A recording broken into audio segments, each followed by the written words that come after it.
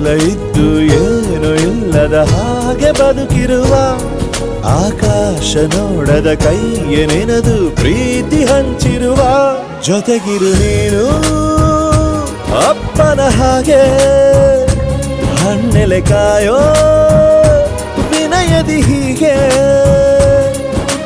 ನಿನ್ನನು ಪಡೆದ ನಾವು ಪುನೀತ ಬಾಳು ನಗು ನಗುತ್ತಾ ಬೊಂಬೆ ಹೇಳುತ್ತೈತೆ ಮತ್ತೆ ಹೇಳುತ್ತೈತೆ ನೀನೇ ರಾಜಕುಮಾರ.